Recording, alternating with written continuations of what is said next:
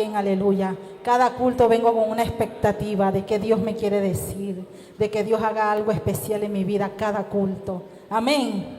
Porque le amamos, porque lo necesitamos, porque dependemos de Él, porque Dios es bueno y Dios se complace de que nosotros le anhelemos. Amén. Gloria al Señor, aleluya. Vamos a estar recibiendo a nuestro pastor Ramón Icaza con el Así dice el Señor. Dele palmas al Señor.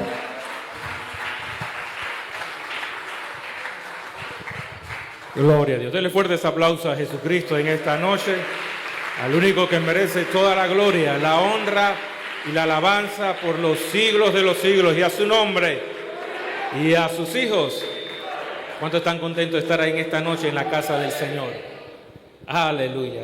Debemos darle gracias primeramente a nuestro pastor Víctor Barreno, al liderazgo en general, por darnos la oportunidad de traer la palabra del Señor, obviamente a nuestro Señor Jesucristo, al Espíritu Santo, que es el que tiene control de esta congregación, como siempre a mi esposa, que ora por nosotros, por la iglesia en general, para que Dios siga manifestando su obra en cada uno de nosotros.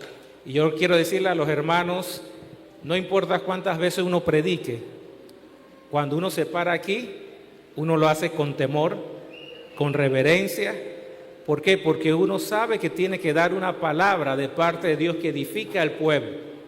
Una palabra que venga de parte de Dios y que profundice, desarrolle esa vida eterna que Dios ha puesto en nosotros. ¿Cuántos tenemos vida eterna en Cristo Jesús? Vamos a estar puestos de pie y ahí nos ayuda un poquito de sonido, que acá tengo un eco, no sé si solo soy yo acá que lo escucha. En Filipenses capítulo 3. Filipenses capítulo 3, versículos 13 y 14. Filipenses capítulo 3, versículos 13 y 14. Dice así la palabra del Señor de la siguiente manera. Vamos a esperar que los hermanos lo tengan. Filipenses 3, versículos 13 y 14. Hermanos, yo mismo no pretendo haberlo ya alcanzado, pero una cosa hago, olvidando ciertamente lo que queda atrás y extendiéndome a lo que está delante, prosigo a la meta, al premio del supremo llamamiento de Dios en Cristo Jesús. Padre, gracias por tu palabra, esa palabra que es poderosa para transformar nuestra mente y nuestros corazones, Señor. Una vez más creemos, Señor, que tu Espíritu Santo, como siempre, está en este lugar para edificar, para fortalecer, para cambiarnos, Señor, conforme a tu voluntad y tu propósito. Te pido que tu Espíritu Santo nos hable mucho más allá de lo que pueda expresar el portavoz de tu palabra, porque tú eres nuestro consolador, tú eres el que nos enseña y nos guía. Y sigue llenando, liberando y sanando con tu poder para dar testimonio de la resurrección de Cristo Jesús. En el nombre de Jesús te damos gracias, Señor. Amén y amén. Pueden tomar sus asientos. Creo que es acá el monitor el que nos está dando un poquito acá de feedback. Gloria a Dios. El título del mensaje es el supremo llamamiento de Dios. El supremo llamamiento de Dios. Lo primero que debemos hacernos la pregunta siguiente, porque cuando leemos este pasaje en Filipenses capítulo 3, el título del capítulo es Prosigo al blanco. Y históricamente los predicadores hemos enseñado o hemos predicado de que ese blanco o seguir o la meta es al cielo. Y eso es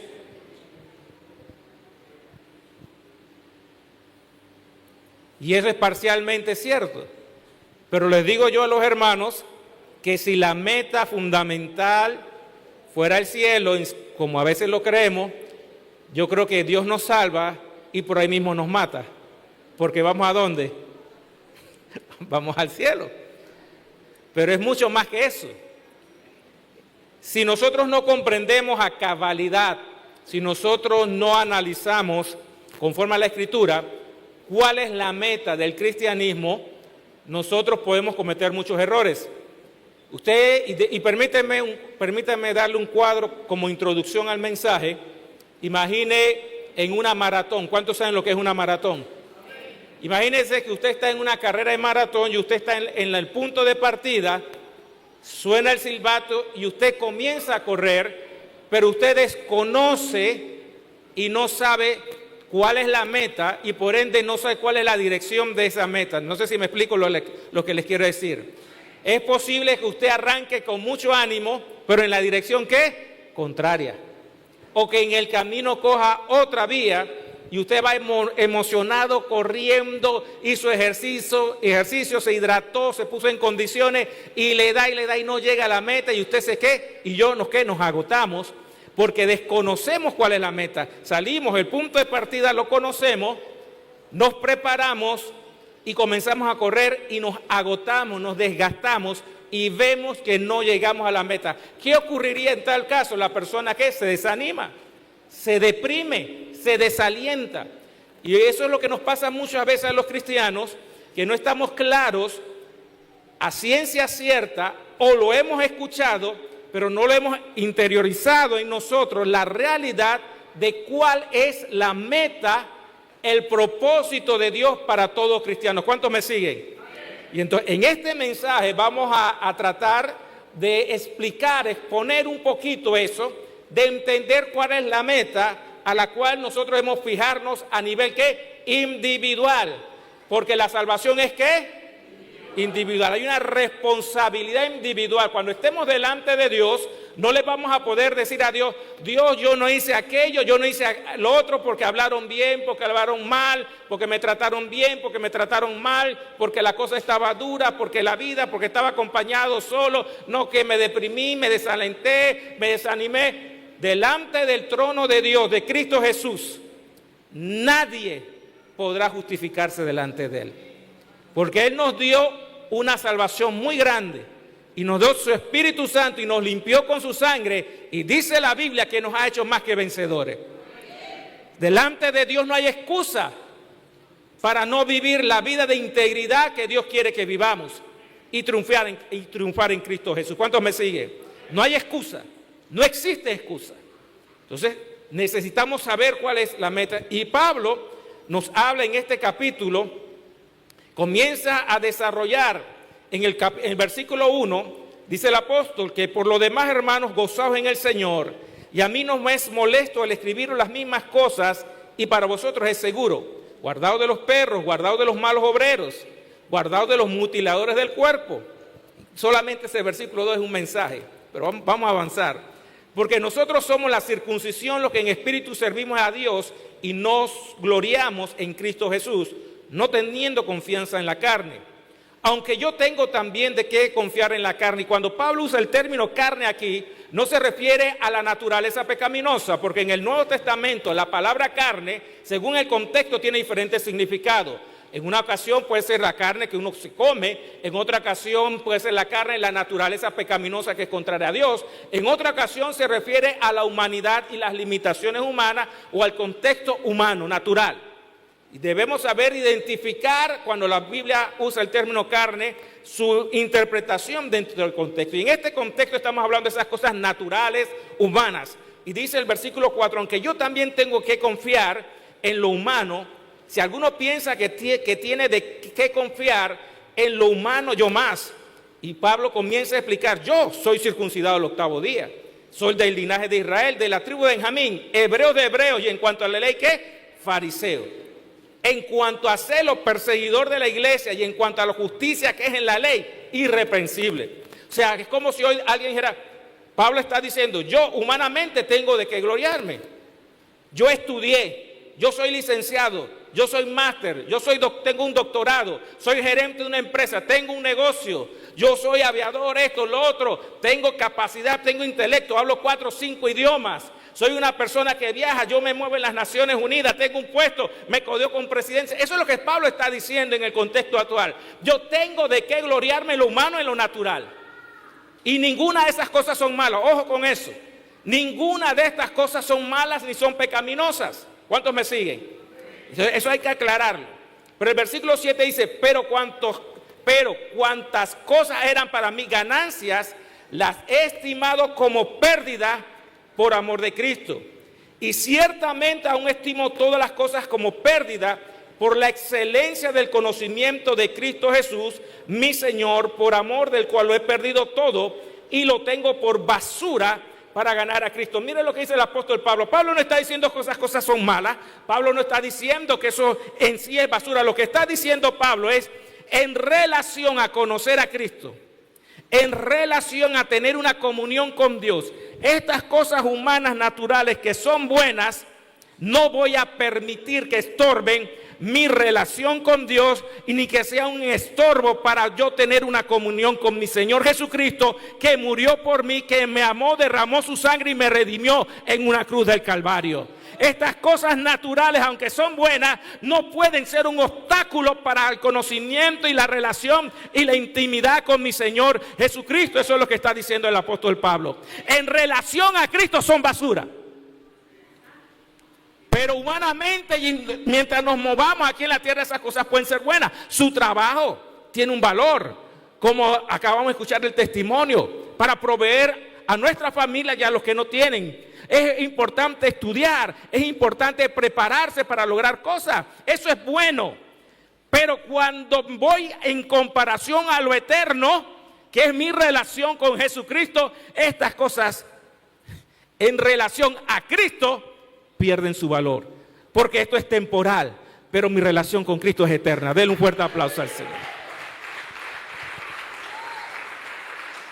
Porque podemos caer en el extremismo de decir que estudiar, que prepararse, que ser empresario, que desarrollarse es basura. No, no es lo que dice el apóstol. Lo que dice es que en relación a lo eterno, que es mi relación con Cristo, estas cosas no pueden estar por encima. A tal punto que el apóstol Pablo renunció a ser fariseo, renunció a ser judío en el sentido de no tener oposición de los mismos judíos. Porque Pablo fue perseguido por los judíos, fue condenado por los judíos, fue tratado como un traidor del judaísmo, fue tratado como un hereje del judaísmo. Y eso le dolió en el alma, eso lo afectó, eso a él no fue fácil, porque él entregó su vida a prepararse a los pies de Gamaliel para ser un buen siervo de Dios conforme a la Torá y lo que decía el Antiguo Testamento.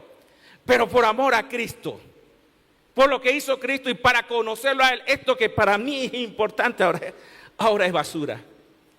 Y si ustedes creen, ahora ustedes los judíos que se convirtieron al Señor, quieren venir a la iglesia y quieren, y permíteme un panameñismo para los que nos ven en las redes sociales, y ustedes quieren hacerte lo más hard, lo más sólido, porque ustedes son de que los judíos y quieren venir a circuncidar a la gente. Espérate un momentito, yo también soy judío y yo soy linaje de Benjamín y soy conforme a la ley fariseo de fariseo. Yo cumplí la ley, tengo de qué gloriarme, pero todas esas cosas las tengo, ¿por qué? En relación a conocer a Cristo.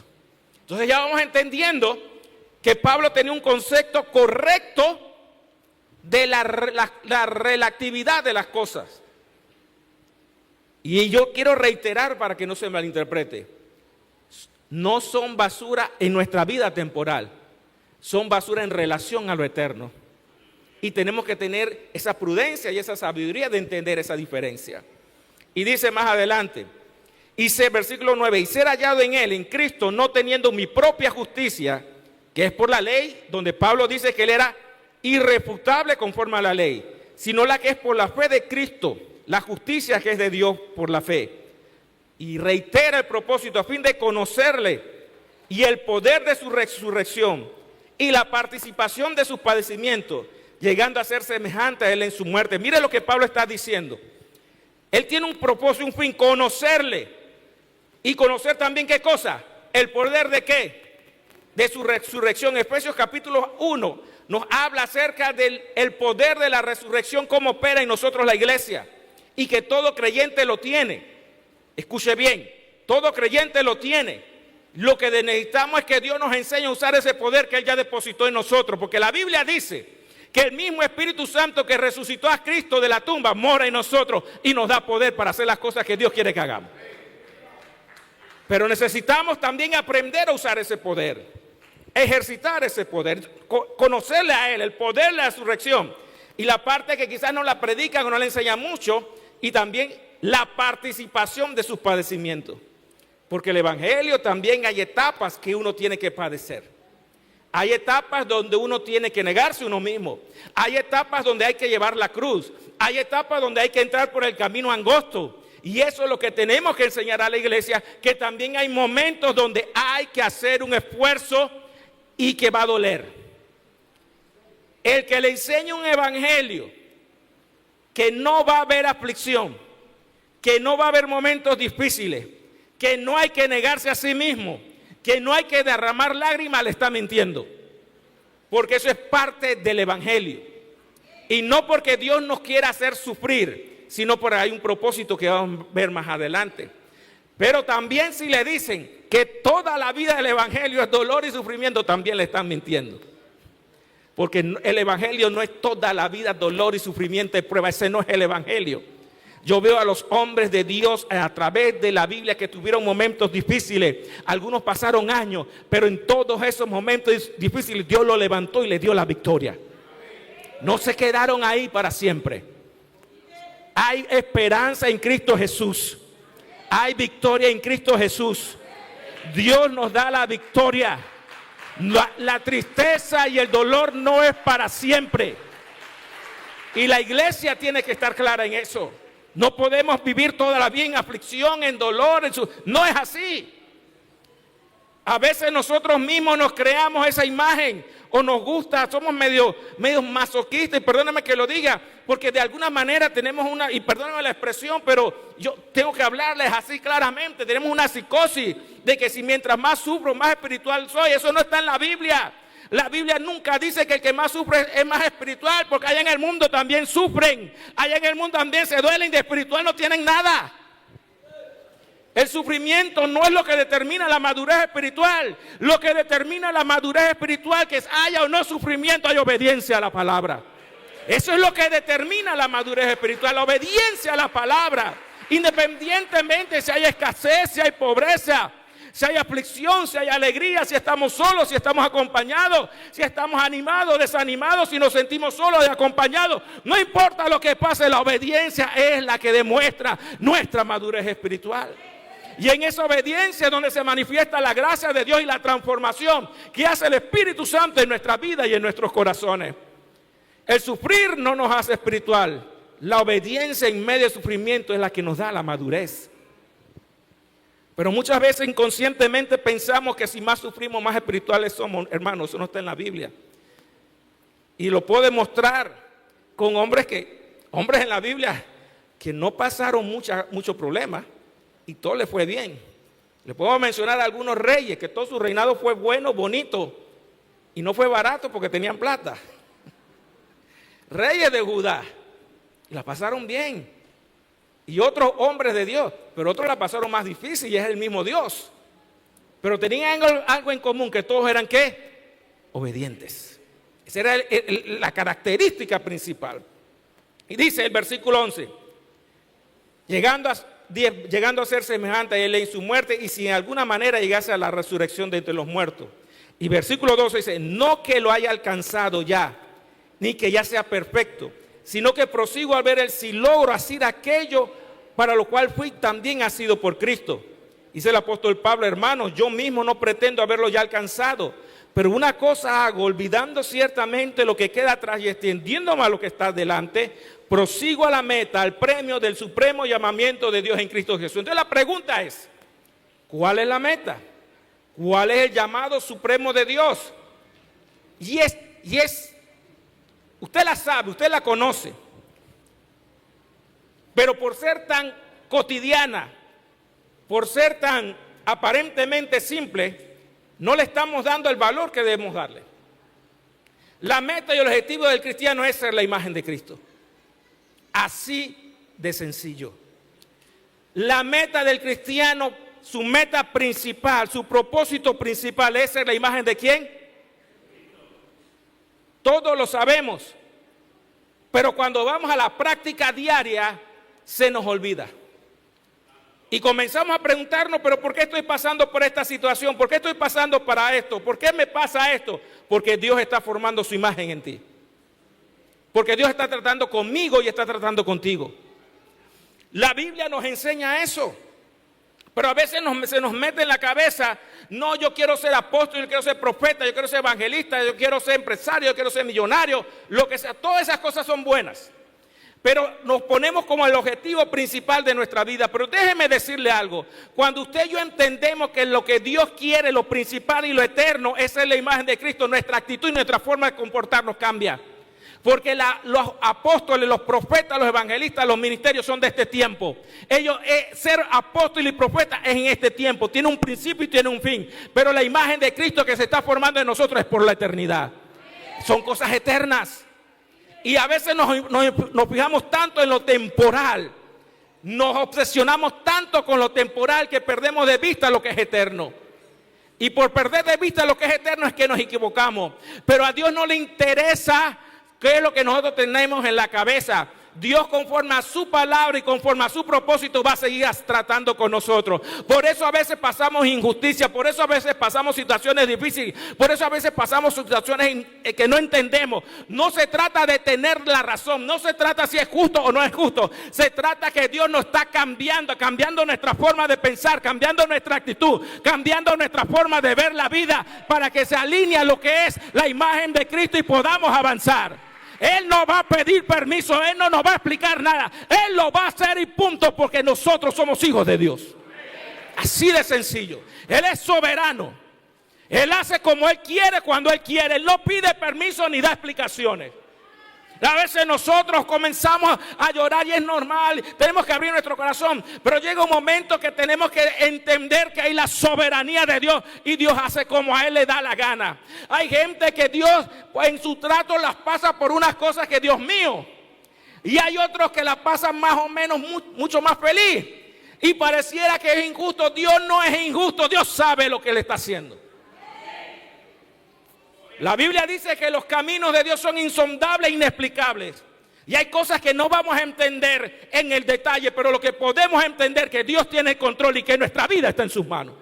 Eso sí lo podemos entender y tener esa seguridad y esa fe, que el que comenzó en nosotros la buena obra, la perfeccionará hasta el día de Jesucristo. Esa es la seguridad que podemos tener.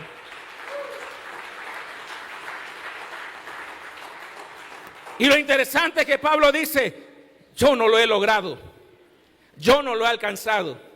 Pablo estaba reconociendo que a pesar de todo lo que había vivido, esa comunión íntima con Dios, él decía: yo no lo he alcanzado. Pero prosigo. Y yo les quiero decir algo. Ninguno de los que estamos aquí lo hemos alcanzado. Todos estamos aquí siendo formados por Dios a su imagen. ¿Qué significa? Desde el que está acá arriba en este momento, en esta ocasión predicando, yo, Ramón y Casa, necesito personas que me sigan ayudando a formar la imagen de Cristo en mí. Yo necesito la iglesia, yo necesito un ministerio, yo necesito gente que lo que Dios le ha dado me ayude a crecer. Y a veces cuando Dios nos va usando y nos va levantando y comienza Dios a manifestarse, de alguna manera se nos mete en la cabeza como que ya no necesitamos de la gente. Y créanme que sí necesitamos de la gente. Mientras la imagen de Cristo no esté formada en mí, yo necesito de ustedes, yo necesito de los cantantes, yo necesito de los predicadores, yo necesito de los maestros, yo necesito de la gente y los dones que Dios le ha dado para que la imagen de Cristo sea formada en mí. Es más, inclusive ya sea dentro o fuera de la iglesia, también necesito la gente mala para que Cristo se forme en mí. Y usted dirá: ¿cómo es esa cosa, pastor? Bueno, es que la Biblia dice que en una casa grande hay utensilios y vasos para uso honroso y deshonroso. ¿Y qué significa eso? Mire, dice la Biblia que Dios puso a Faraón. Y no lo puso el diablo, lo puso Dios. Y ese faraón estaba esclavizando al pueblo de Egipto. Y cuando ese pueblo se quería liberar por el poder de Dios, ese faraón lo esclavizó más y le puso. Y ahí no lo puso el diablo. ¿Quién fue el que puso a Faraón ahí? Dios. Para mostrar en él su poder. Y después vino una liberación gloriosa. Yo quiero decirte que en los momentos difíciles, cuando haya gente que quizás tú no entiendes lo que está pasando, ten paciencia, porque Dios tiene control y Él va a manifestar a su tiempo la gloria de Dios en tu vida. Y la gente se va a dar cuenta: pero este hombre, esta mujer, mira todo lo que han hecho, todo lo que ha pasado, y ahora Dios le está respaldando. Mira cómo Basaya, Macanda, la vacía, cómo Dios está abriendo puertas. Y eso quizás no sea rápido, quizás pasen años, porque el tiempo es tiempo de Dios. Y les voy a decir algo más. Dice la Biblia que Jesús pasó toda la noche orando. Y mientras él oraba, dice que se levantó en la mañana y llamó a 12. Dice que los que él quiso. Y dentro de lo que él quiso había uno que se llamaba Judas. No lo escogió el diablo. Lo escogió Jesús. Porque ese hombre tenía algo que cumplir de parte de Dios. Porque ese hombre no se limpió de su avaricia y su amor al dinero. Y Dios sabía eso que estaba en su corazón y usó esa maldad para que se cumpliera la escritura. Aún de la gente mala, Dios tiene control. Aún de la gente que nos hace daño, Dios tiene el control. Aún de la gente que te ofende, Dios tiene el control. Aún, es más, y si Él no se arrepiente en esas personas, Dios va a tratar con ellos.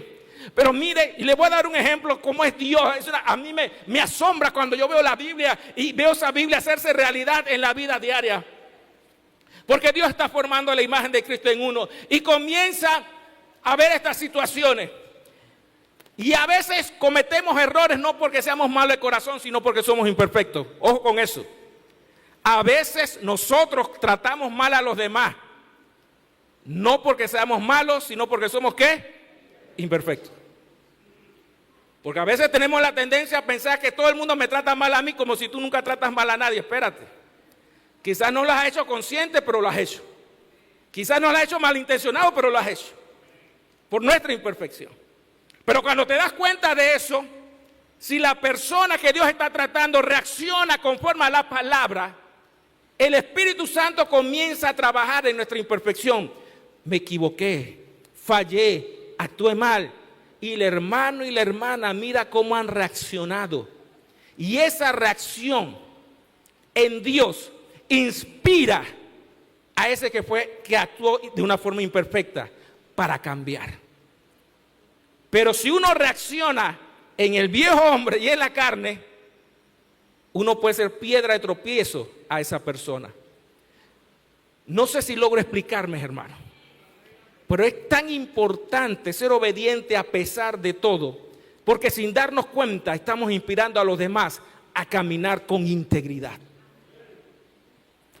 Porque nos están viendo nuestras reacciones, están viendo nuestro manejar, están viendo nuestras conductas, lo que Dios está haciendo, y eso inspira a los demás. Denle un fuerte aplauso al Señor.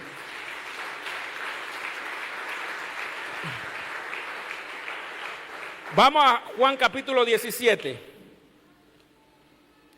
Quizás pasajes que no los relacionamos con esto de la meta de ser la imagen de Cristo, pero que de alguna manera nos dan ideas.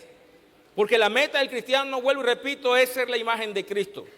Todo lo que Dios hace a nuestro alrededor, mire, es para ser la imagen de Cristo. Créame, yo estoy 100% seguro. No por mi experiencia personal, sino porque la Biblia lo dice. Mi experiencia personal no puede estar por encima de la palabra. Mi experiencia personal tiene que alinearse a la palabra. La palabra no es la que se tiene que alinear en mi experiencia personal. Yo soy el que tengo que estar sujeto a la palabra, no es la palabra la que sujeta a mi experiencia personal. Conforme a la palabra, yo he entendido que toda persona que está alrededor nuestro es un instrumento de Dios, consciente o no, para nuestra formación, para crecer a la estatura del varón perfecto. Llámese papá, llámese mamá, llámese hijo, llámese hija, llámese esposo, llámese esposa, llámese hermano en lo natural, en lo humano o espiritualmente. Toda relación en el cristiano, algo Dios está usando a esa persona de alguna manera para mostrarnos algo, para abrirnos el entendimiento, para que veamos lo que hay que Dios está viendo y nosotros no veamos. Cuando uno, mire, algo que uno ha aprendido conforme a la palabra es que uno tiene que estar atento, porque hay cosas que Dios ve que nosotros no vemos. Hay cosas en nuestro corazón que nosotros no la vemos, pero Dios sí la ve. Y Dios permite cosas alrededor de nuestras vidas. Uno, para que podamos ver eso que hay en nuestro corazón. Y a veces Dios lo saca a flote y no lo queremos ver. Y Dios insiste. En otras ocasiones simplemente es, te voy a pasar por esto. Y vamos a ir a un ejemplo extremo, el ejemplo de Job. no para sacar tantas cosas de su corazón, sino para que quedara plasmado y fuera de inspiración, que no importa lo que pase, hay que mantener la integridad. Y hay muchas situaciones, muchos por qué Dios comienza a hacer las cosas, pero vuelvo y repito, lo que estoy seguro es que lo que somos de Él, estamos en su mano. Olvídese, estamos en su mano. Y Él es el que tiene el control, no es el diablo ni el mundo, es Dios. Y aunque no entendamos lo que está pasando, es Dios. Y a veces Dios permite muchas cosas para que inspires a otros. Y otras veces permite muchas cosas para que uno vea lo que hay en el corazón. Y otras veces para las dos cosas. Y a veces para las dos cosas. Dice Juan 17, versículo 22, dice, hablando Jesús, orando esa oración,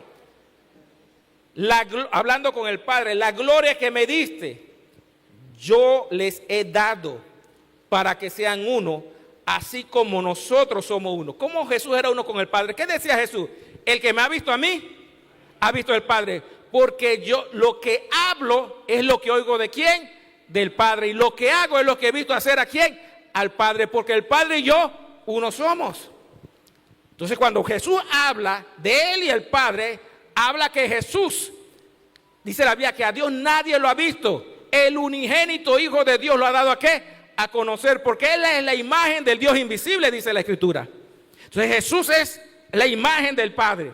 Él nos muestra al Padre con su forma de ser, con sus palabras, con sus acciones. Dice Jesús, el que me ha visto a mí, ha visto al Padre. Y mire lo que dice el versículo 23. Yo en ellos. Quiere decir que Jesús está diciendo que como es Cristo, ahora la iglesia tiene que ser como es Cristo. La imagen de Cristo tiene que ser formada en la iglesia. Y dice, yo en ellos y tú en mí, para que sean perfectos ¿en qué? En unidad. Para que el mundo conozca que tú me enviaste y que los has amado a ellos como también me has amado a mí. Cuando yo vi ese versículo, me impactó. Porque yo no había visto eso en detalle. Que la unidad bíblica está basada en que cada cristiano individualmente, la imagen de Cristo se forma en él. La unidad bíblica, fundamental, sólida. No es que los otros tipos de unidad no son buenas, pero la fundamental es que cada uno de nosotros seamos la imagen de ¿quién? De Cristo. En la medida que individualmente la imagen de Cristo se forme en nosotros, eso nos va a dar ¿qué? Una unidad. Porque la Biblia dice que en los cielos todos vamos a ser uno ¿con quién? Con Cristo. Cuando vean esa unidad que manifieste cómo es Jesús, el mundo creerá que Jesús nos envió. ¿Por qué la gente creyó que Jesús lo había enviado el Padre? Porque Jesús hacía las obras del Padre. ¿Qué decía él? Si no me crees a mí, crea las obras. Si no crees que el Padre me ha enviado, si no me crees a mí, crea las obras que dan testimonio que el Padre me envió. Y hoy día Jesús le está diciendo a la iglesia, para que el mundo crea que yo los envié, cada uno de ustedes tiene que formarse la imagen de Cristo en ustedes. Porque en la medida que la imagen de Cristo se forma en cada uno individualmente, van a tener unidad. La unidad firme, la unidad inquebrantable, la unidad bíblica. Y esa es la base de todas las demás unidades. Y eso no lo está diciendo el pastor Ramón. ¿Quién lo está diciendo? La palabra.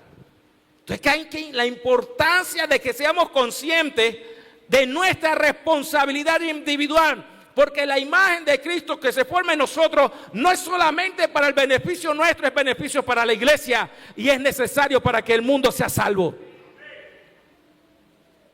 Si queremos ganar almas, necesitamos manifestar la imagen de Cristo. Por la relación. ¿Y qué es lo que nos dice más adelante? Vamos a Juan 14, del 1 al 3, que para no ir tan lejos ahí cerca. Créame, 15, 20 minutos máximo, terminamos. Si quiere, póngale el cronómetro.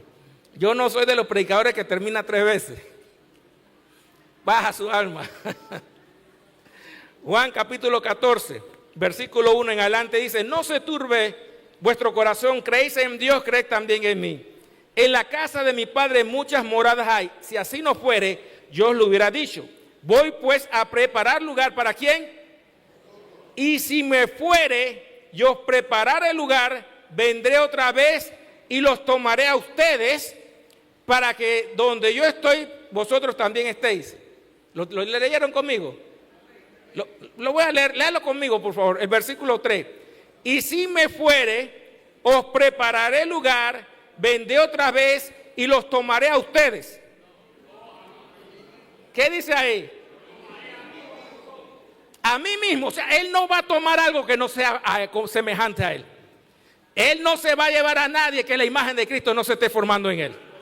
Así de sencillo. Mira lo importante de tener la imagen de Cristo formándose en nosotros. Si Cristo viene hoy, si la imagen de Cristo no se está formando en nosotros, nos quedamos. Olvídese de lo demás. Tiene que formarse la imagen de Cristo en nosotros. Si no, te quedaste en la gran tribulación, que te vaya bien con el anticristo y las 7 plagas, y las plagas y los juicios y todas esas cosas. Entonces necesitamos eso. Mire la importancia. Mira, a veces perdemos la perspectiva, peleamos por cosas tontas, peleamos por cosas circunstanciales, no alzamos nuestros ojos y miramos la visión completa de lo que Dios está haciendo en el mundo y en nuestras vidas. Y los propósitos de Dios, y nos distraemos con cosas pequeñas que quizás para nosotros son importantes porque es nuestro pequeño mundo. Eso me hace recordar cuando viene en el avión. ¿Cuántos han viajado? ¿Cuántos han viajado que sea una vez? Usted va viajando y usted va, y cuando ve llegando a la ciudad de Panamá, dependiendo qué dirección vengan, ve esa selva en el Darién, y usted ve eso y se ve como una tranquilidad. Y después usted se acerca en la ciudad, yo me quedo pensando en esta cosa, esta ciudad, en este pequeño pedacito, unos cuantos kilómetros cuadrados. Uno se estresa, coge rabia, se molesta, esto, lo otro, pelea. Entonces, cuando hay un mundo tan grande y nosotros nos metemos en nuestro propio micromundo, y en las redes sociales hay una imagen que dice: enseñan el planeta Tierra. 2 imágenes del planeta Tierra. Esta es la imagen del planeta Tierra contigo, y esta es la imagen del planeta Tierra sin ti. ¿Hay alguna diferencia? No la hay. Porque nosotros a veces nos enredamos en nuestro micromundo y nos turbamos en nuestro micromundo, y se nos olvida la grandeza de nuestro Dios, que creó los cielos y la tierra, el universo, y que tiene una corona incorruptible para nosotros, y que viene pronto y va a reinar, y que nosotros vamos a reinar con Él. Perdemos la perspectiva de las cosas. Que se me denigran, que si no me denigran, que se hablan mal, que se hablan bien, que mi orgullo. ¿Qué orgullo qué? Yo quiero la imagen de Cristo en mi vida, usted también. Eso es lo que tenemos que procurar. No, que si se sale con la suya, que si no se sale con la suya, que si me agarro de Congo, que si no me agarro de Congo, que yo no soy bobo, que yo no soy boba, que no me dejo, que si me... La imagen de Cristo es lo que tienes que tener en tu mente. Que se vaya formando para que cuando Él venga no te quedes. Gálatas 4:19. Por ahí me alzan la mano cuando llegamos al tiempo que dije. Ya escuché por ahí que dice que falta poco. Tengo buen oído todavía. Gálatas capítulo 4.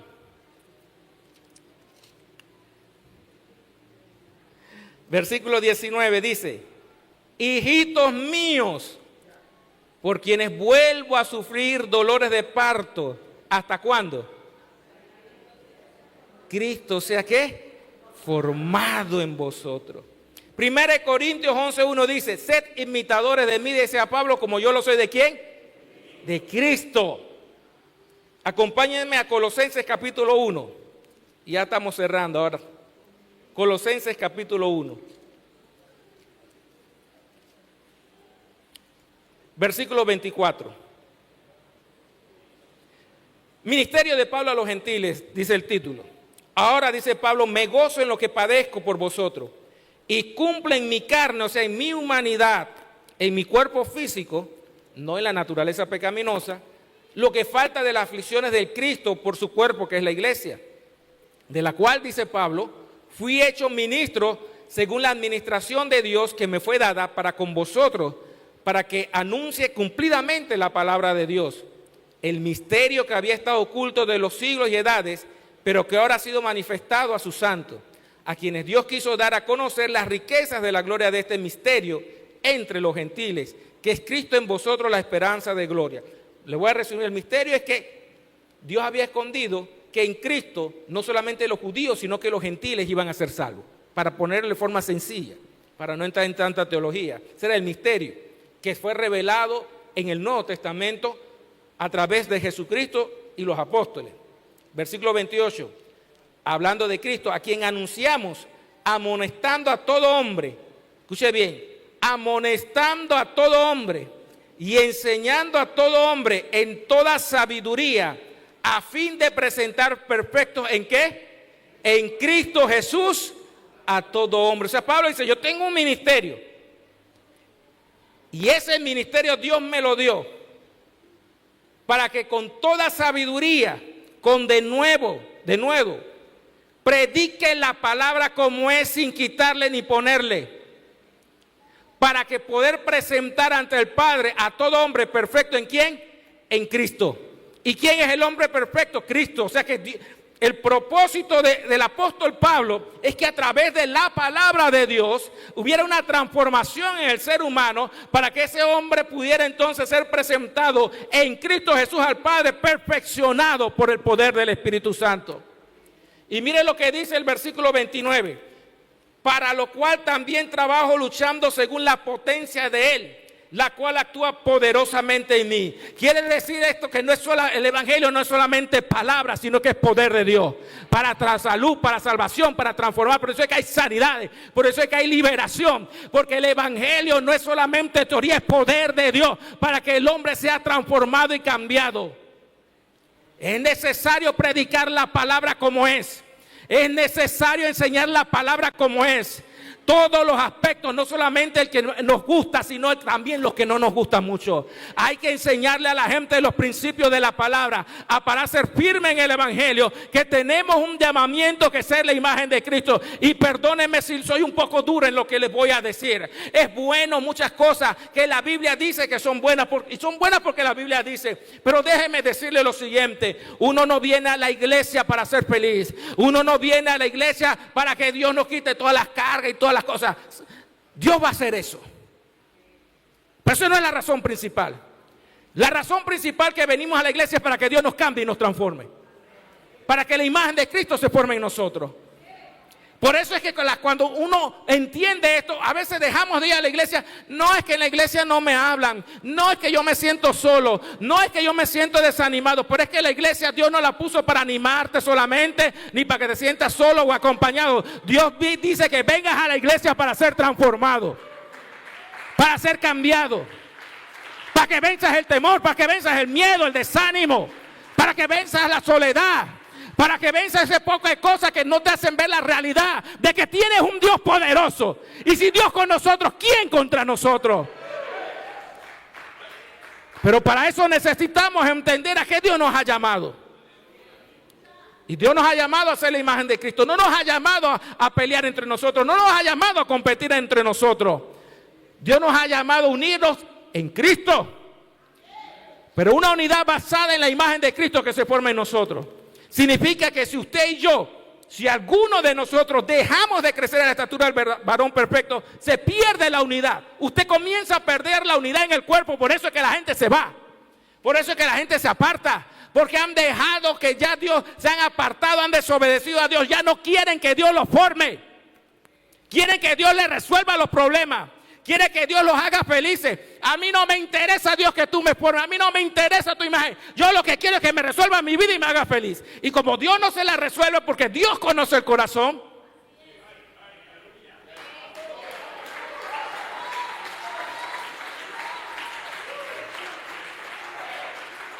usted decide, pero Dios lo hace responsable de sus decisiones. Y eso es lo que la Biblia enseña. Yo no puedo predicarle algo que la Biblia no enseña. Yo no puedo enseñarle lo que la Biblia no enseña.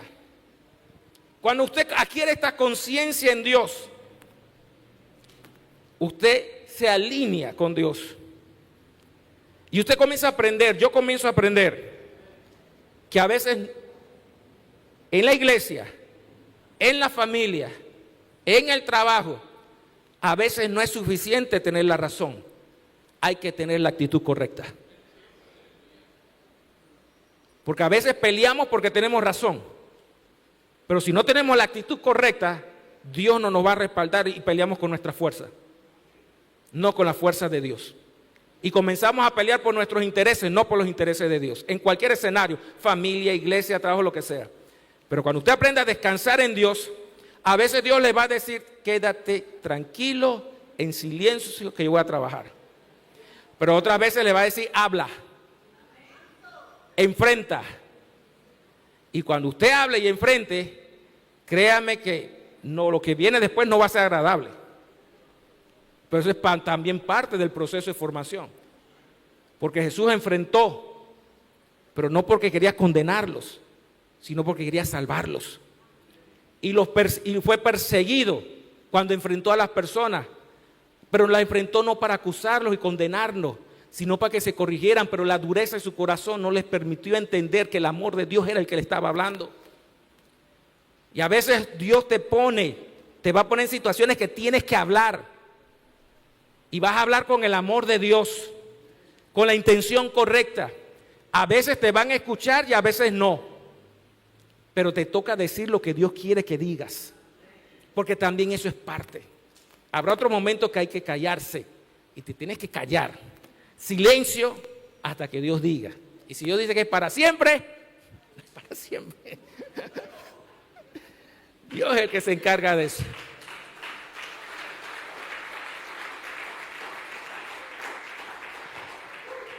Tenemos que enfocarnos que lo que Dios quiere en nosotros es que la imagen de Cristo se forme en nosotros. Y Dios va a usar lo que tenga que usar. Nos guste o no nos guste. Así de sencillo. Habrá momentos de alegría, momentos buenos. Yo tengo mis luchas. Yo tengo mis interrogantes. Hay cosas que yo no entiendo todavía y que me rasco la cabeza tratando de entenderlas. Y siento en mi corazón, a través de la palabra, Dios me habla y me dice, espera y ten paciencia. Yo tengo el control.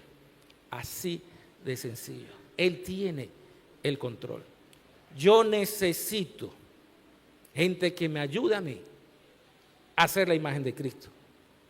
Y tengo gente que me mentorea, porque yo no me las sé todas. Estoy creciendo, tengo imperfecciones, tengo cosas que corregir, porque no pretendo haberlo alcanzado allá.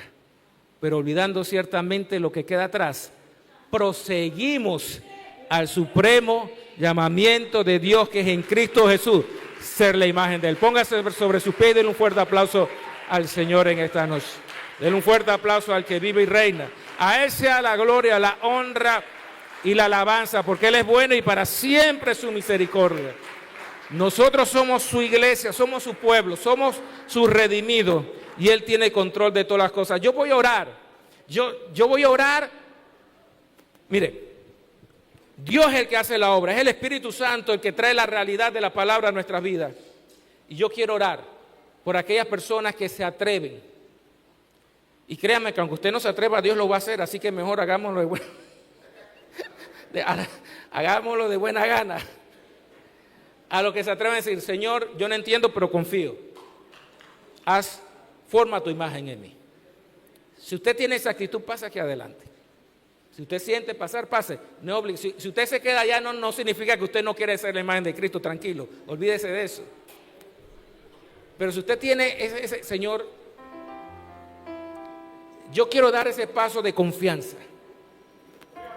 Yo quiero dar ese paso de confianza de ya no pelear más. Estoy cansado de pelear conmigo mismo. quiero ser la imagen de Cristo. Quiero que tú me sigas transformando y me sigas cambiando. Quiero que tú sigas trabajando en mi vida. Anet.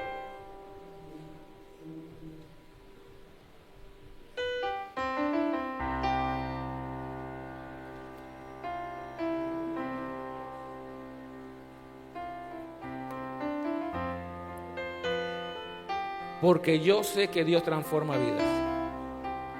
Y nosotros los cristianos tenemos que ser humildes. Todavía necesitamos que Dios nos transforme. Todavía necesitamos que Dios trabaje en nosotros. Todavía necesitamos ser cambiados por el poder del Espíritu Santo. Nos falta mucho. Todos los que estamos aquí nos falta. Pero yo sé que Dios va a hacer su obra. Padre, en esta noche venimos delante de ti reconociendo que tú eres Señor de señores, Rey de reyes. Tú no pides consejos. Nadie te puede aconsejar. Nadie te dio a ti primero. Tú lo que tú has determinado, ¿quién lo detendrá? Tú eres soberano. Padre, perdónanos, Señor, porque muchas veces no hemos reconocido tu señoría en nuestras vidas y hemos luchado con nuestras emociones internas, con nuestros deseos, con nuestras frustraciones, con nuestros temores, con nuestras ansiedades para lograr cosas, Señor. Y eso nos ha traído frustraciones, Señor, nos ha traído dolor muchas veces en nuestras vidas y en nuestros corazones. Por hoy queremos venir delante de ti confiando de que así como va a haber momentos que van a ser dolorosos y es parte de tu proceso para cambiarnos a tu imagen, también confiamos que va a haber momentos de alegría y de gozo, donde tú nos concederás las peticiones de nuestro corazón, porque tú no eres un Dios injusto, tú eres un Dios misericordioso. Mira a tu iglesia que tú redimiste con tu sangre, tú la redimiste, Señor, tú las amas más que a nadie. Cada hombre, cada mujer que ha pasado aquí adelante, Señor, tú los amas como nadie los puede amar. Le has dado vida eterna. Fuiste a la cruz y derramaste tu sangre porque le has dado vida eterna a cada uno de ellos. Son tus hijos, son las niñas de tus ojos, son tus amados, que tú estás dispuesto a darlo todo y lo has dado todo por ellos, Señor. El que no escatimó su propio Hijo, ¿cómo no nos dará juntamente con Él todas las cosas? Yo te pido que tu amor nos abraces primeramente. Ese amor que nos da la seguridad de que aunque no entendamos lo que pasa en nuestra vida, tú estás ahí con nosotros. En la enfermedad y en la salud, en la abundancia y en la escasez. Como nuestro esposo, como esos votos que se hacen en el matrimonio, en la abundancia, en la escasez, en la enfermedad, en la salud, en la riqueza, en la pobreza, en todo momento. Ahí tú estás unido con nosotros. Porque nada nos podrá separar del amor de Dios que es en Cristo Jesús. Ni la muerte, ni principados, ni los potestades, nada, ni lo presente, ni lo porvenir, ni ninguna otra cosa creada nos podrá separar del amor de Dios que es en Cristo Jesús. Padre, en el nombre de Jesús.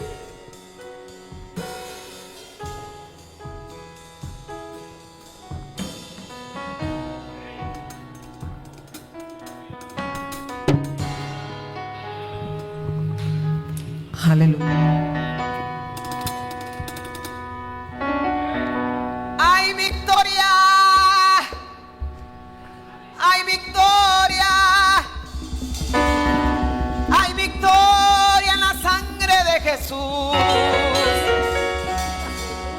Hay victoria, hay victoria. Hay victoria en la sangre de Jesús. No podrá el enemigo dañar nuestras almas, porque hay victoria, hay victoria, hay victoria en la sangre de Jesús.